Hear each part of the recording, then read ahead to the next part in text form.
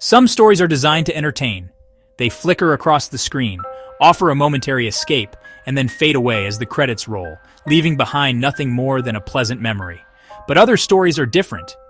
They are not meant to be forgotten. These tales are crafted with a darker purpose in mind. They are designed to seep into the cracks of your consciousness, to find a home in the shadowy corners of your mind. They burrow deep, planting a seed of unease that blossoms long after the screen goes black. This is the nature of true horror, a genre that aims not just to startle, but to fundamentally unsettle our sense of safety and reality.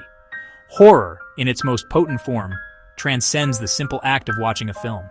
It becomes an experience, a personal trial. It's the feeling of your heart hammering against your ribs in a silent room.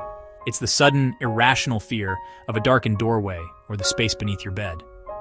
The most effective scary stories do not just present a monster, they make you feel its presence everywhere. They teach you to fear the mundane, to see the potential for malice in a creaking floorboard or a rustling curtain.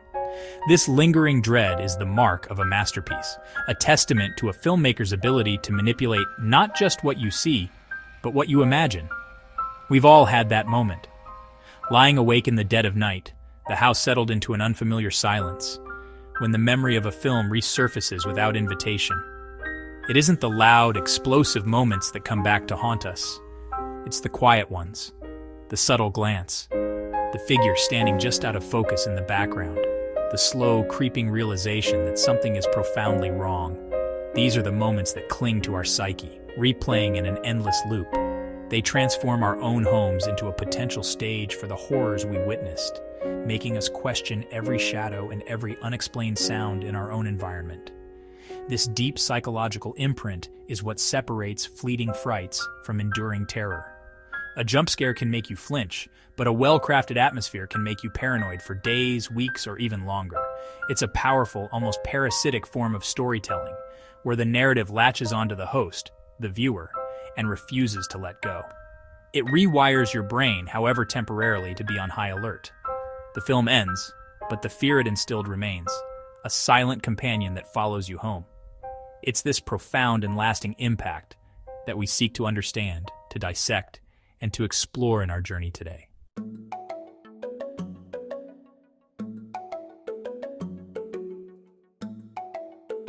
In the vast landscape of horror cinema, there exists a clear and important distinction. On one side, you have films that rely on a barrage of cheap tricks and sudden, loud noises to elicit a physical reaction. These are the cinematic equivalent of someone jumping out from behind a door and yelling, "Boo!" The effect is immediate, visceral, and almost entirely physiological. Your adrenaline spikes, your body tenses, and then, just as quickly, the feeling subsides. It's a momentary shock to the system, a jolt that provides a quick thrill but lacks any real substance. It's a brand of horror that is easily consumed and just as easily forgotten once the initial startle wears off. On the other side, however, lies a more insidious and sophisticated form of fear.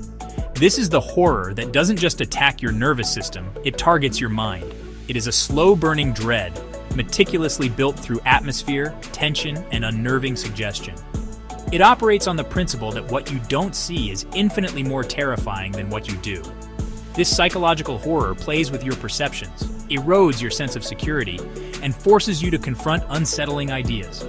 It doesn't need to shout to be heard. Its power is in its whisper, a quiet and persistent voice that asks terrible questions and offers no comforting answers. This type of horror is far more difficult to craft, but infinitely more rewarding and more damaging to the viewer. It requires a masterful understanding of human psychology, of our deepest anxieties and primal fears. It's the fear of the unknown, the fear of losing control, the fear of our own minds turning against us. Filmmakers who excel in this realm are not just directors, they are architects of anxiety. They build their narratives brick by brick, using silence as a weapon, shadows as a canvas, and the viewer's own imagination as the most potent monster of all. The result is a terror that feels earned, authentic, and deeply personal. This is precisely why some films stay with us, becoming a permanent part of our internal landscape of fear. They don't just show us a scary story. They make us active participants in its creation.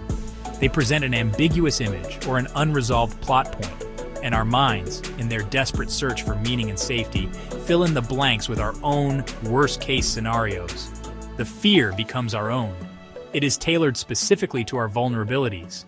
It's a collaboration between the filmmaker and our own subconscious, and that is a partnership that can create a truly unforgettable and deeply haunting experience.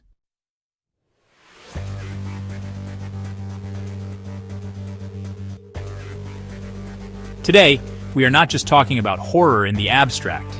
We are focusing our lens on a specific work, a short film that has become a viral phenomenon for all the wrong reasons.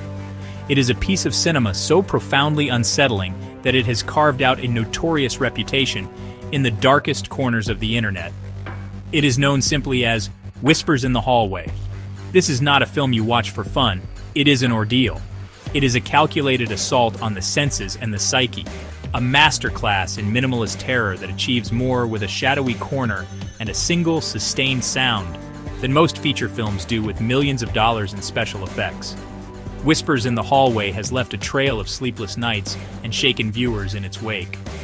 Online forums and comment sections are filled with testimonials from people who claim the film has genuinely affected their lives, making them afraid of the dark in their own homes. They speak of seeing things in their peripheral vision, of feeling a sense of being watched long after the short has ended. This is not the typical hyperbole that surrounds a popular horror release. There is a texture to the fear this film generates, a disturbing authenticity that suggests it has tapped into something raw and primal within the collective human consciousness. Our mission today is to perform an autopsy on this nightmare. We are going to break it down, frame by terrifying frame, to understand its power. This is more than a simple review. It is an investigation into the mechanics of fear itself.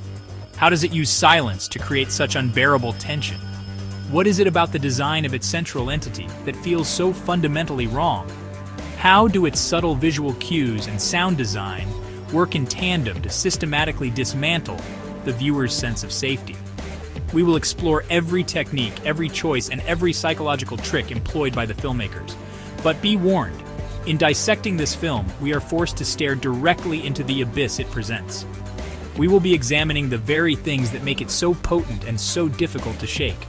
This journey requires us to confront the unsettling imagery and the deep-seated anxieties it preys upon. For those of you who have seen Whispers in the Hallway, this will be a chance to understand why it has taken such a hold on you. For those who haven't, consider this your final warning. Once we begin, there is no turning back, and the whispers, once you hear them, are very hard to forget.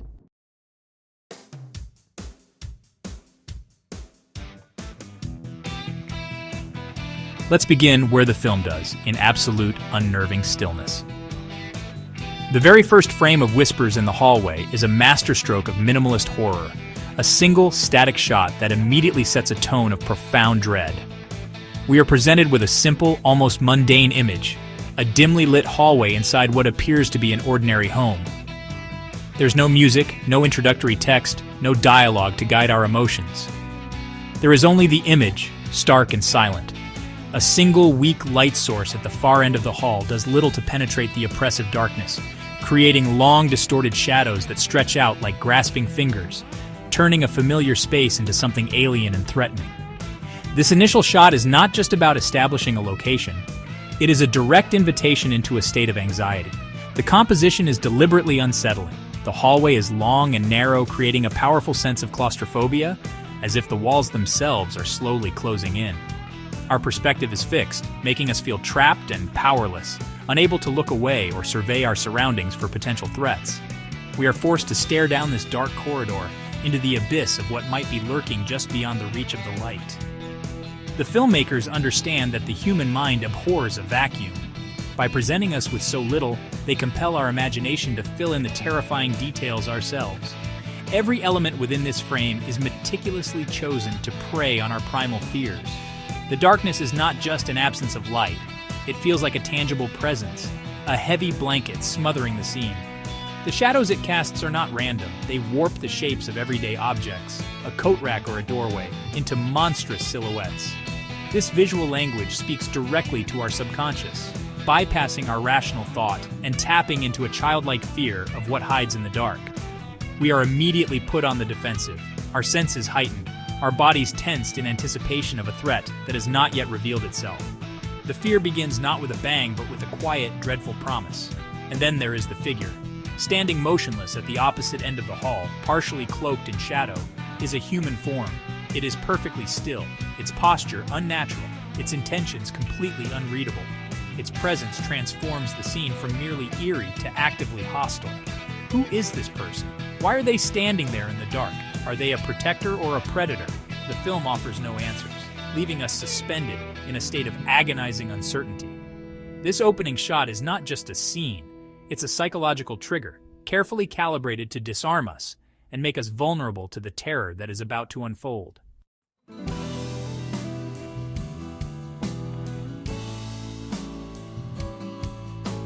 The true genius of the film's opening moments lies not in what happens, but in what doesn't happen. For an uncomfortably long time, the scene remains static. The figure at the end of the hall does not move. The camera does not shift. Nothing jumps out from the shadows. This deliberate inaction is a powerful and subversive technique in a genre often defined by constant motion and sudden shocks. It weaponizes our expectations against us.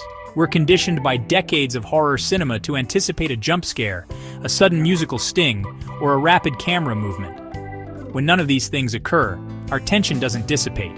It intensifies, coiling tighter and tighter with each passing second of stillness. This prolonged moment of stasis forces us to scrutinize the frame, to search for any sign of danger. This is where the filmmakers expertly use negative space. The vast, empty, and dark areas of the screen become the primary focus of our attention. Every patch of shadow, every darkened doorway branching off the main hall becomes a canvas onto which we project our deepest fears. Is something moving in that sliver of blackness to the left? Did the shape of that shadow just change? The lack of any overt threat makes our minds generate countless potential ones, each more terrifying than the last because it's born from our own personal anxieties. The horror is not on the screen, it's being actively created within us. This technique builds a unique and deeply personal form of suspense. The fear is not that something will happen, but that it could happen at any given moment, from any direction. The stillness creates a fragile, volatile atmosphere where any sound or movement would feel like a violent explosion. The filmmakers are essentially holding their breath, and they're forcing us to hold ours along with them. This shared experience of tense anticipation forges a powerful connection between the viewer and the film, making us feel complicit in the unfolding dread. We're no longer passive observers, we're active participants, trapped in this silent, waiting game. The figure's absolute immobility is perhaps the most unnerving element of all. In life, stillness is often associated with peace or rest. But in this context, it feels profoundly wrong. It is the stillness of a predator waiting for the perfect moment to strike. It is the stillness of something that does not abide by the rules of the living. This unnatural lack of motion makes the figure seem less human and more like an object, a terrifying statue placed there with malevolent intent. It defies our understanding of normal human behavior, signaling that we are witnessing something that operates outside the realm of our experience, something ancient and patient and utterly terrifying in its quiet resolve.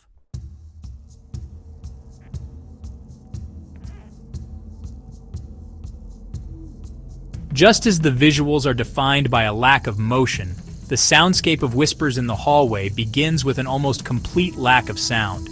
The opening is wrapped in a profound silence, a void that is far more menacing than any loud orchestral score could ever be.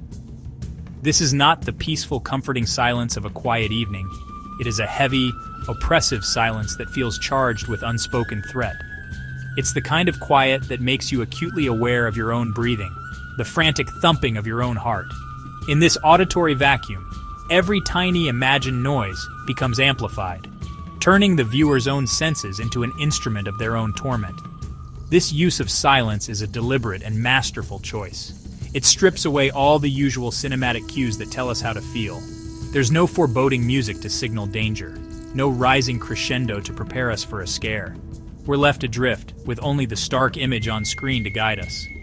This makes the experience feel raw, unfiltered, and disturbingly real. It mimics those terrifying moments in our own lives. Waking up in the dead of night to a strange noise, or the feeling of being alone in an empty house. The silence makes the scene feel less like a movie and more like a captured moment, a piece of found footage from a place where something terrible is about to occur. Furthermore, the silence serves to create an almost unbearable sense of anticipation. It's the deep breath before the plunge, the calm before the storm. Our brains are hardwired to recognize patterns, and in film, silence is almost always a precursor to a loud, sudden noise. The filmmakers are fully aware of this, and they exploit it to its absolute limit. They stretch out the silence for so long that our nerves are frayed raw. We're bracing ourselves for the inevitable shock, and this constant state of readiness is mentally and emotionally exhausting. The terror is not just in the eventual scare, but in the agonizing, drawn-out wait for it to arrive. When the first sound finally does break the silence, it is subtle and perfectly chosen. It's not a scream or a crash, it's a soft, almost imperceptible sound, the faint creak of a floorboard. But in the context of the profound quiet that preceded it, this tiny sound lands with the impact of a gunshot. It confirms our worst fears. We are not alone, and something is beginning to move. The silence was not empty. It was full of potential energy, and that energy has just been released. This first small sound is the key turning in the lock, opening the door to a new level of fear and signaling that the nightmare has truly begun.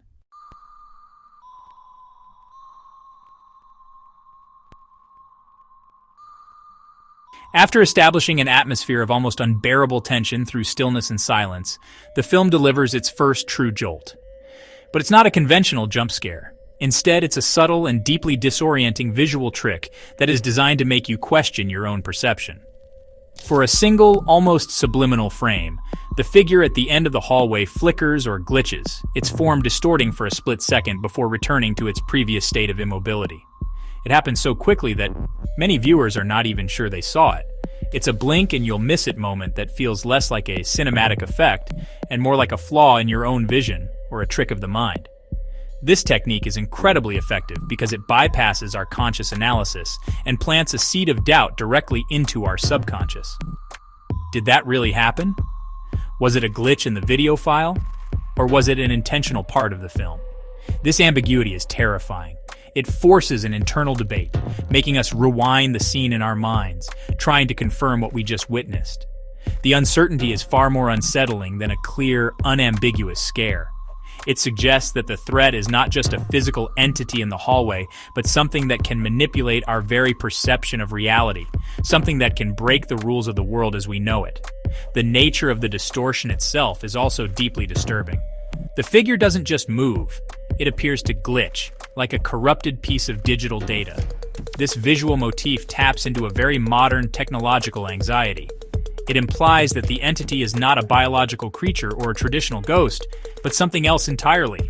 An error in the fabric of existence, a walking, breathing piece of wrongness. This glitch in the Matrix effect feels fundamentally unnatural, suggesting that the laws of physics and logic are beginning to break down. The horror comes from the realization that we are in a space where the normal rules no longer apply, and we are utterly unprepared for what that means. This first glimpse serves as a crucial turning point in the film's construction of fear. It moves beyond simple atmospheric tension and introduces a more complex, psychological horror. The threat is no longer just a static figure in the dark. It is now an unpredictable and reality-bending force. This moment trains us, the audience, to stop trusting what we see. It primes us to be hyper-vigilant for the remainder of the film, knowing that another distortion could happen at any time, without warning. The filmmakers have successfully eroded our sense of a stable reality, leaving us unmoored and completely vulnerable to whatever horrors they choose to show us next.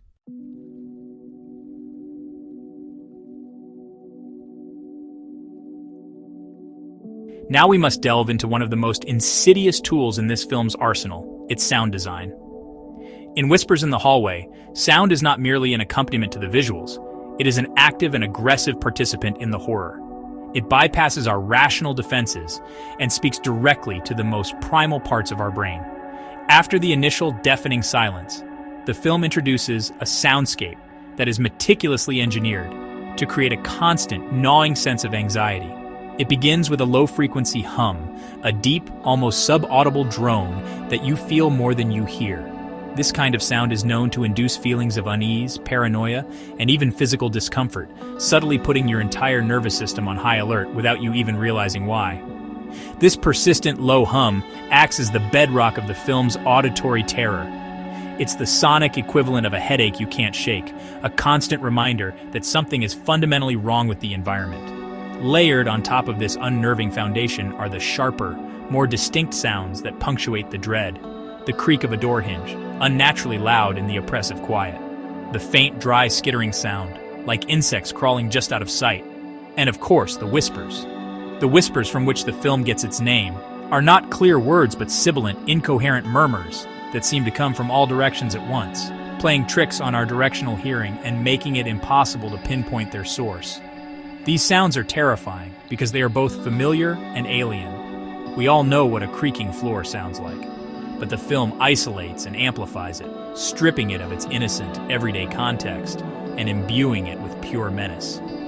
The whispers sound almost human, yet they are distorted, their cadence wrong, their texture chillingly inhuman. This careful manipulation of sound creates a deeply unsettling, auditory, uncanny valley.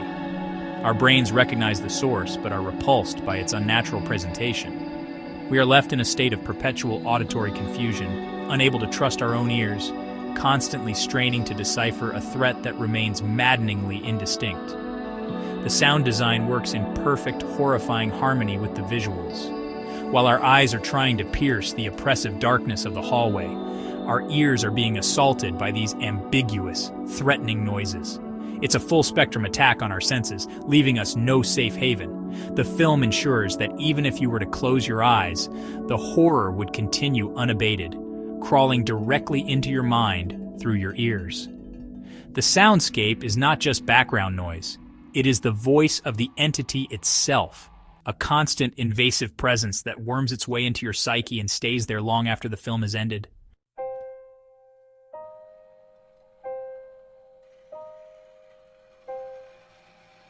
While the film expertly uses sound to create dread, it is perhaps even more masterful in its use of silence.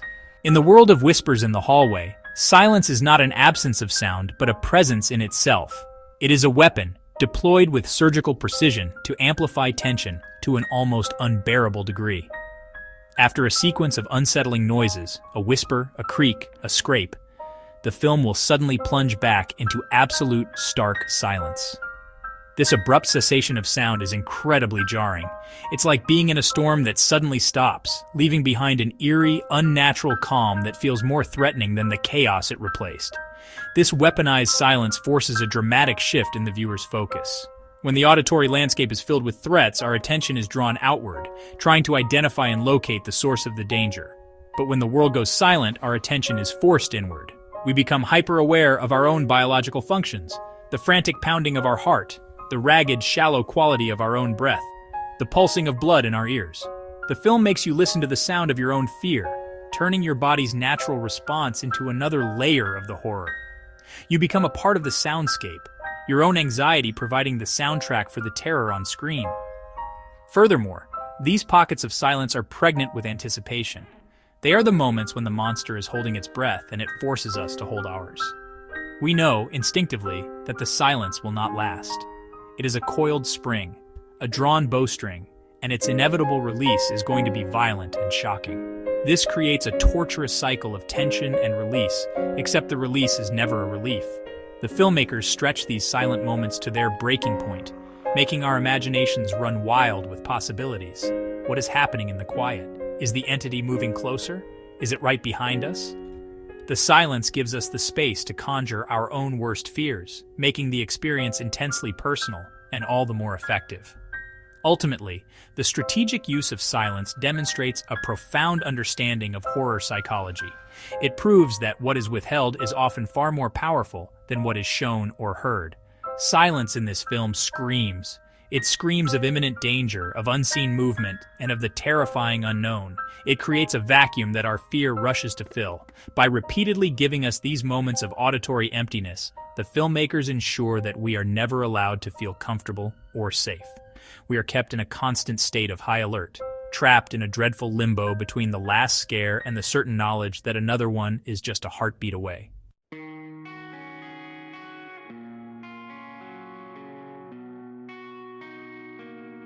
The camera in Whispers in the Hallway is not a passive observer. It is a character in its own right, a predatory one. Its movements are slow, deliberate, and deeply invasive, mimicking the patient gaze of a hunter stalking its prey. The film rarely uses static shots after its opening. Instead, the camera is almost always in motion. But this motion is not the shaky, chaotic movement of found footage. It is a smooth, calculated, and unnervingly steady crawl. It inches forward down the hallway, glides slowly around a corner, or pans with excruciating slowness across a darkened room. This movement makes us feel like we are seeing the world through the eyes of the entity itself.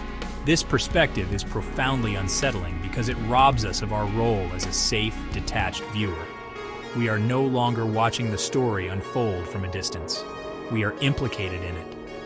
The camera's slow forward push makes us feel as though we are the ones advancing on the terrified protagonist, an unwilling accomplice to the horror. This creates a disturbing sense of complicity and powerlessness. We want to stop, to look away, but the camera's relentless, steady movement drags us forward, deeper and deeper into the danger. It forces us into the position of the aggressor, a psychological trick that is both disorienting and deeply uncomfortable. The pace of the camera movement is also crucial. It is agonizingly slow. This deliberate lack of speed builds an incredible amount of suspense, drawing out every moment to its absolute limit. As the camera creeps towards a closed door, we have far too much time to imagine what horrors might lie on the other side. The slowness gives our anxiety time to fester and grow, to imagine every possible terrible outcome. It's a form of cinematic torture, where the anticipation of the scare becomes more terrifying than the scare itself. This technique respects the viewer's intelligence, understanding that our own imagination is the most powerful horror engine of all. Finally, the camera's gaze feels voyeuristic and violating. It peers through doorways, peeks around corners, and lingers on the protagonist when they believe they are alone. We feel as though we are intruding, watching something we are not meant to see. This enhances the film's theme of a breached sanctuary, the idea that no place is truly safe. The camera's predatory nature reinforces the central fear of being watched. It tells us, through its very language, that there is always a presence, always an observer lurking just out of sight.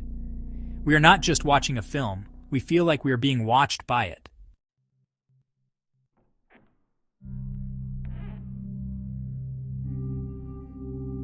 While the camera's movement is terrifying, what it deliberately refuses to show us is arguably even more so. The cinematography in Whispers in the Hallway is a masterclass in the art of concealment. The framing is often tight and claustrophobic, severely limiting our field of view. It will focus on a character's terrified face, leaving the rest of the room out of focus or completely off screen. This forces us to listen intently for any auditory cues that might signal a threat approaching from the unseen space around them. Our imagination is left to populate the shadows and the off-screen void with monsters, making us collaborators in our own terror. The filmmakers make brilliant use of off-center and obstructed framing to create a constant sense of imbalance and discomfort. A character will be pushed to the far edge of the screen, leaving a vast, empty, and often dark space to dominate the frame. This negative space feels charged with potential, a gaping maw where anything could appear at any moment. At other times, our view will be partially blocked by a doorway, a piece of furniture, or the corner of a wall. We can only see a sliver of the action, forcing us to crane our necks and strain our eyes, desperate to see the full picture. This act of hiding the threat makes it feel infinitely larger and more menacing. This technique preys on our fundamental human need for information and control. When we can see a threat clearly, we can assess it, understand it, and perhaps formulate a plan to deal with it. But when the threat is hidden, obscured, or only partially glimpsed, it remains a terrifying unknown. It has no defined shape, no limits, and no weaknesses. The camera's refusal to give us a clear look at the entity or its surroundings strips us of any sense of agency. We are as blind and vulnerable as the protagonist, trapped in a state of suspense where the danger is formless, omnipresent, and utterly inescapable. Ultimately, the camera shows us just enough to be scared, but never enough to be comfortable. It will offer a fleeting glimpse of movement in the background or a shadow shifting in the periphery, confirming that the threat is real and it is getting closer, but it will never linger. It will never give us the satisfaction of a clear, well-lit monster shot. By hiding the horror in the margins of the frame, in the blurry backgrounds, and in the spaces just beyond our sight, the film ensures that the true monster takes shape not on the screen, but within the dark and boundless theater of our own minds.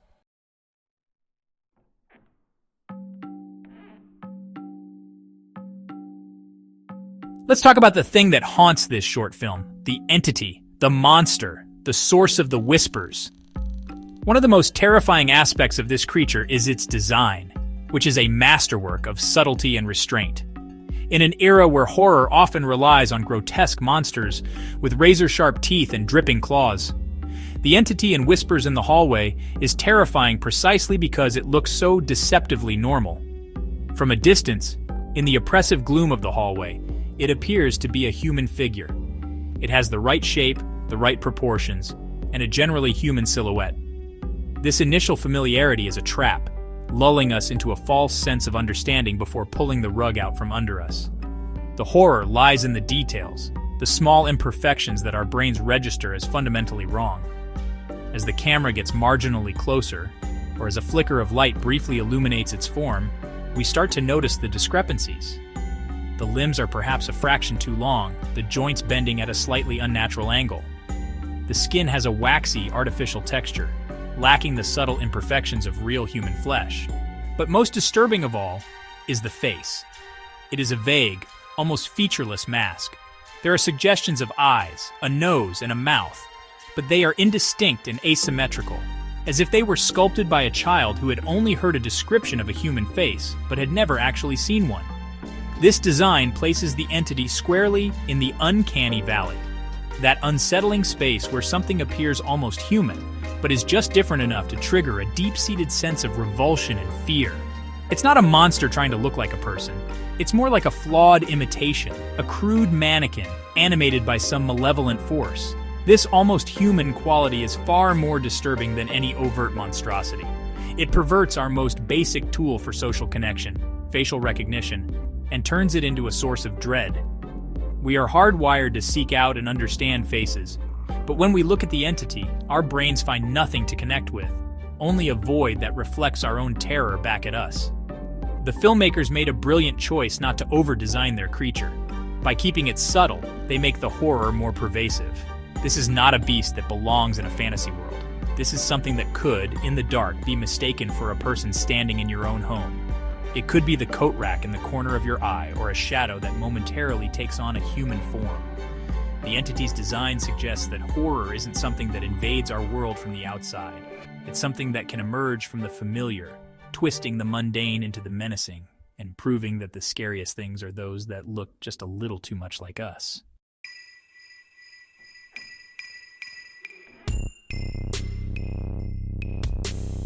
Just as its design is unsettling, the entity's movement is a core component of its terrifying nature.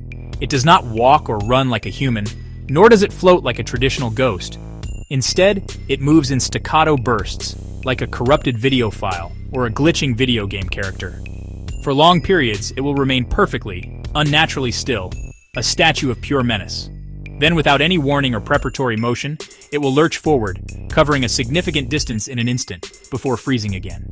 This movement is jarring and unpredictable, defying all logic and our understanding of physics. It feels fundamentally wrong, like watching a tear in the fabric of reality itself. This glitch motion is a profoundly effective horror technique because it makes the entity impossible to track or anticipate. In a typical chase scene, we can gauge the predator's speed and trajectory. We understand the rules of motion, but here there are no rules. The entity can be at the far end of the hall one moment and halfway down it the next, with no visible transition between the 2 points. This removes any sense of a fair fight or the possibility of escape. How can you run from something that doesn't obey the laws of space and time? Its movement suggests it is not bound by our physical world, making it an existential threat rather than a mere physical one. The quality of the movement also contributes to its horror. It is not smooth or organic. It is jerky and convulsive, like a puppet being yanked by unseen strings. Each sudden shift in position is accompanied by a subtle, dry, crackling sound, like old bones or joints popping, further enhancing the sense of its unnatural physiology. This style of movement is deeply unnerving to watch. It lacks any of the grace or intention of a living creature. It is the movement of a thing that is broken, a reanimated object that is not truly alive but is being forced through the motions. It is the antithesis of life, a walking, twitching embodiment of death and decay. This unnatural locomotion reinforces the idea that the entity is an error, a piece of code that does not belong in our world. It taps into a modern technological anxiety about systems breaking down and realities becoming unstable. The entity doesn't just feel like a threat within the house, it feels like a threat to the house, to the very stability of the world the film has created. Its glitchy, teleporting movements are a constant, terrifying reminder that the characters, and by extension the viewers, are trapped in a space where the fundamental rules of reality are fracturing, and the thing causing it is slowly, erratically, and unstoppably getting closer.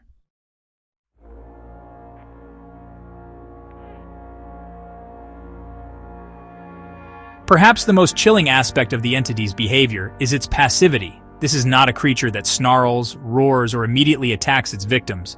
It does not rush forward with violent intent. Instead, its primary action is simply to watch. It stands, it flickers closer, and it stares. This relentless, silent gaze is far more psychologically damaging than any physical assault could be. The act of being watched by an unknown, unreadable presence is a primal fear, tapping into our anxieties about being judged, being targeted, and being prey. The entity's stare reduces the protagonist to an object, stripping them of their agency and turning them into a specimen under observation. This behavior is terrifying because it is devoid of any recognizable motive. If a monster attacks, we understand its goal, to harm or to kill. But a monster that just watches? Its intentions are a complete mystery, and that ambiguity is maddening. Why is it just standing there? What does it want? Is it savoring the fear? Is it waiting for a specific moment? This lack of action forces the protagonist and the viewer into a state of agonizing suspense. We are left to fill the void of its inaction with our own worst fears, imagining a purpose far more terrible than a simple, violent attack. The horror is in the waiting, in the dreadful anticipation of an action that may never even come. The entity's stare is also an act of profound psychological violation. It is a constant, invasive presence that offers no escape. Even when the character runs to another room and locks the door, they and we know that the entity is still out there, watching, waiting. This transforms the entire house from a potential sanctuary into a cage. Every shadow, every doorway, every reflective surface becomes a potential vantage point for the creature. The fear is no longer confined to the hallway. It is everywhere. The entity's gaze permeates the very atmosphere of the film, creating a suffocating sense of paranoia from which there is no relief. Ultimately, the creature's passive observation is what makes it feel so powerful and inescapable. It doesn't need to attack to cause terror. Its mere presence is enough. By simply bearing witness to the character's fear, it asserts a total and complete dominance over them. It is a psychological predator, feeding on the anxiety it creates. It doesn't need to lay a hand on its victim. It can dismantle them mentally, piece by agonizing piece, with nothing more than its silent, unwavering, and utterly soul-crushing stare. This makes the entity feel less like a monster and more like a cruel cosmic force, an embodiment of pure, patient dread.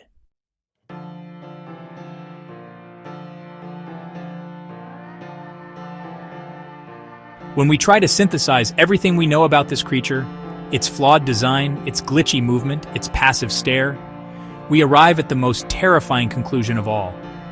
The entity in is not just a monster. It is a void. It is a thing that mimics the form and actions of life but possesses none of its essential qualities. No soul, no emotion, no discernible intent. It is a perfect and horrifying imitation. It stands like a person. It moves through a house like an occupant, and it watches a victim like a predator. But these all appear to be learned behaviors, copied without any understanding of the meaning behind them. This lack of a soul is what makes the entity so profoundly wrong. A traditional monster, even a demonic one, often has a clear motivation: hunger, rage, malice, or a desire for souls. We can understand these, even if we fear them. But the entity in this short seems to operate on a different level.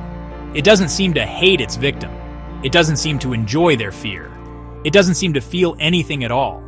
It is simply going through the motions of being a terrifying presence, like a complex automaton programmed to enact a horror scenario. This cold, robotic execution of terror is deeply unsettling, suggesting we are dealing with a force that is utterly alien to our emotional and psychological experience. This concept of a soulless mimic taps into a deep horror of meaninglessness. The entity is not just a threat to our physical safety, it is a threat to our understanding of the world. It represents a universe that is not just hostile, but indifferent and empty. Its actions are not driven by a grand evil plan, but by a kind of terrifying cosmic emptiness. It haunts because that is its function. It stares because that is its programming. This removes any possibility of reasoning with it, pleading with it, or even understanding it on our terms. It is a walking, breathing existential crisis, a physical manifestation of a universe devoid of purpose or meaning. In the end, this is why the entity burrows so deeply into our psyche. It isn't just a creature that goes bump in the night, it is a reflection of our fear of the hollow, the empty, and the artificial. It's the fear that behind the facade of life there is nothing. It follows, not because it wants to attack, but because that is what it does. It watches, not because it is planning, but because it is empty. It is a perfect mirror for our deepest anxieties, a thing that looks almost like us, but lacks the one thing that makes us human, a soul. And there is nothing more terrifying than confronting a perfect, empty copy of ourselves lurking in the dark.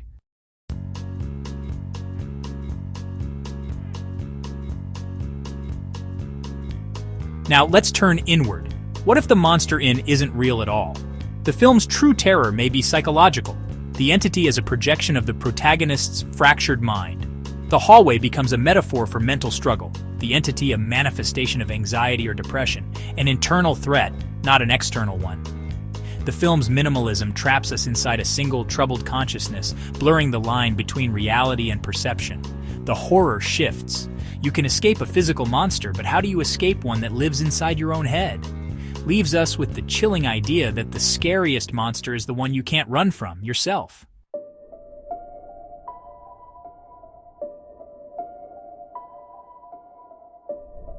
The film's horror may also represent sleep paralysis, a waking nightmare where you're conscious but unable to move, haunted by a silent watching figure.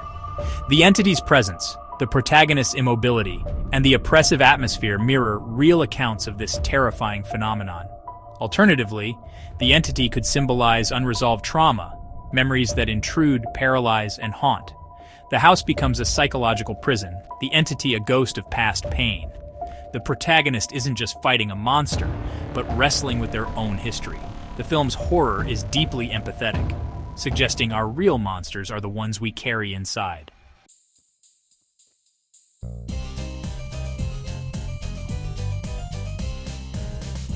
The genius of is its ambiguity. It never confirms if the entity is supernatural or psychological.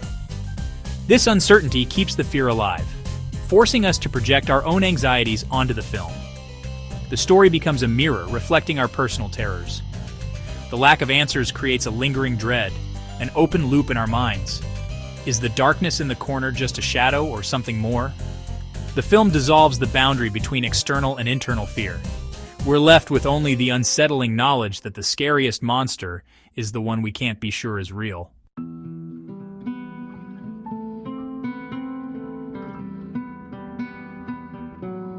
Unlike most horror films, becomes more terrifying on repeat viewings. The first watch is pure shock. The second is a hunt for hidden horrors. Subtle details, shifting shadows, faint whispers emerge, revealing the film's deeper, more insidious layers. The horror isn't just what happens, but how it happens, and what you missed the first time. Each viewing transforms you from a passive viewer to an obsessive investigator.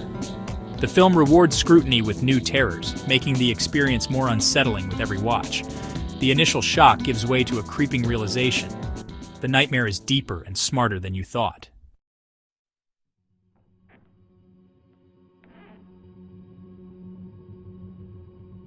Let's dig into the film's hidden horrors. Details that, once seen, can't be unseen. A pale face in a closet, nearly invisible at first. Faint, slow breathing in the silence. A porcelain doll's head turning ever so slightly. These aren't just Easter eggs. They're designed to make you question your own memory and perception. The film's background details suggest the entity's influence is everywhere, animating the inanimate and turning the house itself into a threat.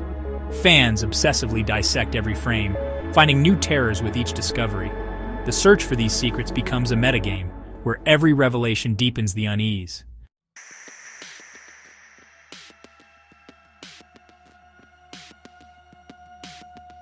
The discovery of these hidden details fundamentally alters the viewer's relationship with the film and leads to a deeply unsettling question.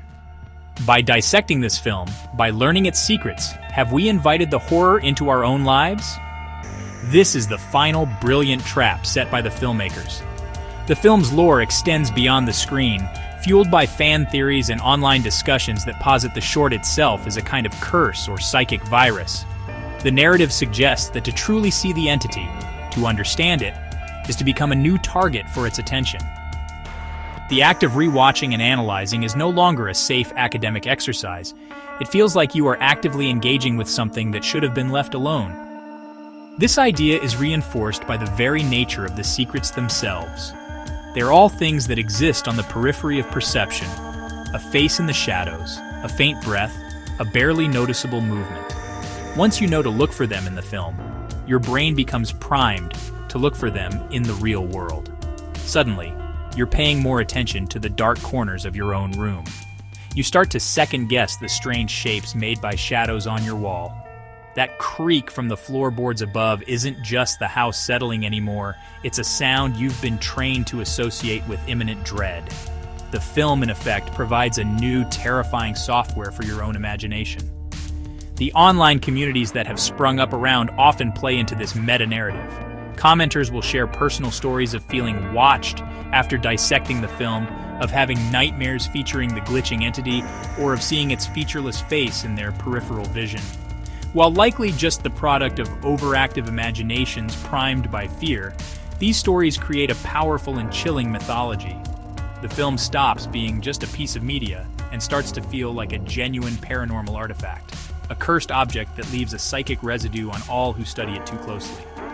The line between fiction and a self-imposed psychological haunting becomes terrifyingly thin.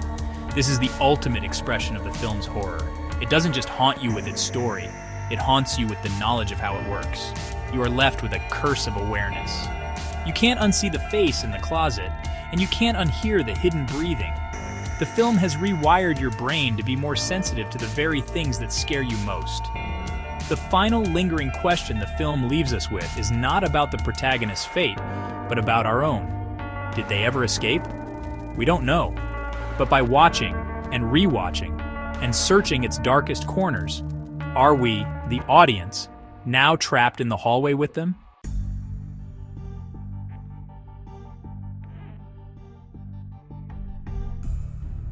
Beyond the placement of shadows and the hiding of secrets, the very construction of each shot in is a lesson in visual psychology. The cinematography is not just capturing events, it is actively manipulating our emotional state through the deliberate use of framing and camera angles. Every composition is a carefully chosen weapon designed to make us feel small, off balance, and vulnerable. The film frequently employs low-angle shots, positioning the camera near the floor and looking up at the environment or the protagonist. This technique has a powerful subconscious effect, exaggerating the height of the ceiling and the length of the hallway, making the space feel vast, imposing, and threatening. It puts us, the viewer, in a childlike, powerless position, forced to look up at a world that is overwhelming and dangerous. Conversely, when the entity is shown, it is often filmed from a slightly high angle, making it appear to be looking down on its victim. This subtle shift in perspective establishes an immediate visual hierarchy of dominance and submission. The entity is in the position of power, looking down with cold observation, while the protagonist, and by extension the audience, is made to feel inferior and scrutinized. This visual dynamic reinforces the psychological horror of being watched and judged by a superior, malevolent force. The camera angles are constantly telling us who has control and who is helpless. And the answer is always the same. We are trapped at the bottom, looking up in fear. The filmmakers also make masterful use of off-center and imbalanced framing, a technique known as Dutch angles, or simply unsettling compositions that defy our natural sense of order. The camera is often tilted slightly, so that horizontal and vertical lines are skewed, creating a world that feels unstable and on the verge of collapse. Doors, walls, and floors are canted at unnatural angles, instilling a sense of unease and disorientation. This visual discomfort mirrors the protagonist's fracturing mental state and the breakdown of reality itself. Nothing is straight, nothing is stable, and this constant visual imbalance keeps us perpetually on edge, unable to find our footing in a world that is literally crooked. This visual language is consistent and relentless. There are no beautifully composed, stable, or comforting shots in the entire film. Every frame is designed to contribute to the overarching sense of dread. The camera is not an objective observer. It is a subjective storyteller, using its position and orientation to communicate feelings of fear, powerlessness, and encroaching madness. It ensures that even in moments where nothing overtly scary is happening, we are never allowed to feel safe. The very geometry of the world on screen is hostile, a constant, subliminal reminder that we are in a place where things are fundamentally and terrifyingly wrong.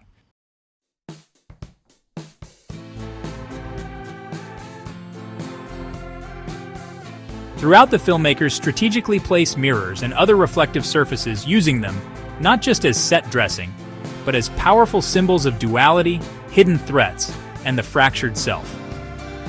Mirrors in horror have a long and storied history, representing a gateway to another world, or a reflection of our darker nature, and this film exploits that symbolism to its absolute fullest. A brief shot of a dusty wall mirror or the dark reflective screen of a turned-off television becomes a moment of intense suspense. These surfaces offer a second, parallel view of the room, a space where the threat can appear when it is not visible in the main reality of the shot. This use of reflections creates a terrifying double jeopardy for the protagonist and the viewer. We are not only forced to scan the room for the entity, but we must also constantly check its reflection, knowing that the monster might choose to reveal itself in that alternate mirrored space first. The film plays on this expectation masterfully. The camera will often linger on a reflection, showing the back of the protagonist's head while we watch the empty hallway behind them in the mirror, waiting for a figure to appear. This technique doubles the available space for terror, creating anxiety about what lurks both in the physical room and in its ghostly reflected counterpart. Beyond being a tool for jump scares, mirrors in the film serve a deeper, thematic purpose, reinforcing the psychological horror elements we discussed earlier. A reflection is a copy of us, but it is also an inversion, a separate entity that mimics our every move. This visual duality is a perfect metaphor for the film's central question. Is the monster real, or is it a reflection of the protagonist's own inner turmoil? When the character looks into a mirror, we are forced to wonder if they are seeing a separate haunting entity, or if they are confronting the monstrous part of themselves. The mirror becomes a stage for the battle between self and other, between sanity and madness. The final shot of the film, as many will recall, makes devastating use of this symbolism. The protagonist, believing they have found a moment of safety, glances at a dark window. For a split second, their own reflection is visible. But behind it, standing right over their shoulder, is the featureless face of the entity. Then, the screen cuts to black. This final image leaves us with the most chilling interpretation of all. The entity is not just behind them, them, a part of them, a dark twin that is always present, visible only in reflection. It solidifies the idea that the threat was never external. The monster was a reflection of their own soul, and there is no escape from that.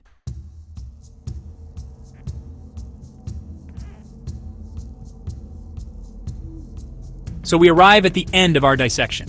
We have explored the chilling visuals, the invasive sound design, the uncanny entity, and the deep psychological underpinnings of we have uncovered its hidden secrets and analyzed its symbolic language. Now, we are left with the final, overarching question. Why does this particular short film haunt us so profoundly? Why does it linger in the mind, a persistent echo of dread, long after more graphic or shocking films have faded? The answer is not simple, but it lies in the film's masterful understanding of what truly scares us on a fundamental primal level. It's a horror that is built, not just shown. This film does not rely on the fleeting shock of a jump scare or the visceral disgust of gore. Its terror is architectural. It builds a foundation on our most basic, hardwired fears, The fear of the dark, the fear of being watched, and the fear of the unknown. Upon this foundation, it constructs a nightmare, brick by terrifying brick. It uses silence not as an absence of sound, but as a building material for tension. It uses shadows not to hide a monster, but to give our own imagination a canvas on which to paint something far worse. The film is less a story and more of a carefully engineered experience, designed to systematically dismantle our sense of safety. The true genius of is its profound respect for the viewer's imagination. It doesn't give us a monster. It gives us a suggestion, a shape, a collection of wrong details. It trusts that our minds, in an effort to make sense of the incomplete information, will create a creature perfectly tailored to our own personal anxieties. The entity becomes a vessel for our fears. The film doesn't need to know what scares you personally, because it provides a terrifyingly effective framework and then invites you to fill in the horrifying details yourself. This act of co-creation is why the fear feels so personal, so authentic, and so impossible to shake. Ultimately, this short film haunts us because it doesn't just show us a scary situation. It teaches us a new way to be scared. It retrains our brains to see the menace in the mundane. A darkened hallway in our own home is no longer just a hallway. A flicker of movement in our peripheral vision is no longer just a trick of the light. The film provides a new, terrifying lens through which to view our own world. It weaponizes our senses and our imagination against us. And that is a lesson in fear that, once learned, is incredibly difficult to forget. The horror doesn't end when the credits roll, because it was never truly on the screen to begin with. It was inside us all along.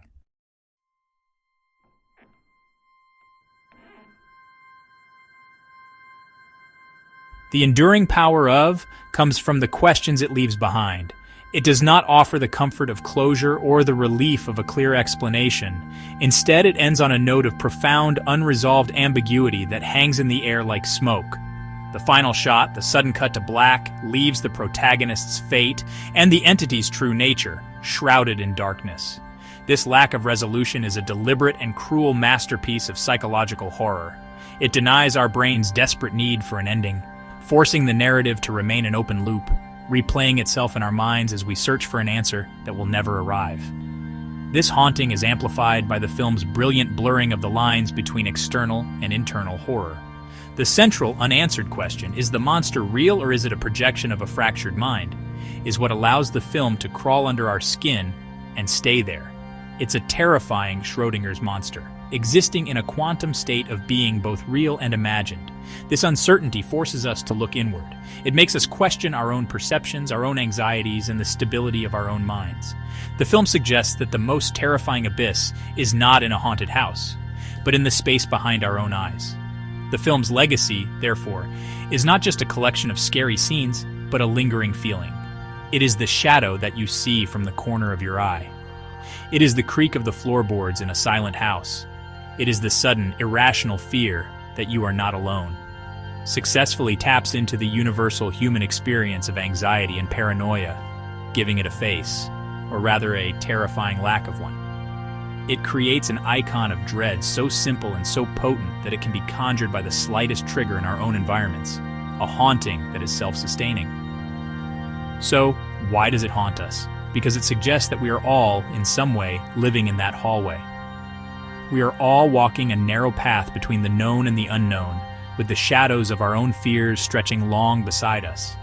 The film holds up a dark mirror and shows us that the most terrifying entity we can ever face is the one we cannot be sure is real, the one that might just be a reflection of ourselves. It leaves its shadow on our psyche, a permanent reminder that sometimes the most terrifying whispers are the ones that come from within, and that is a horror that will stay with you forever.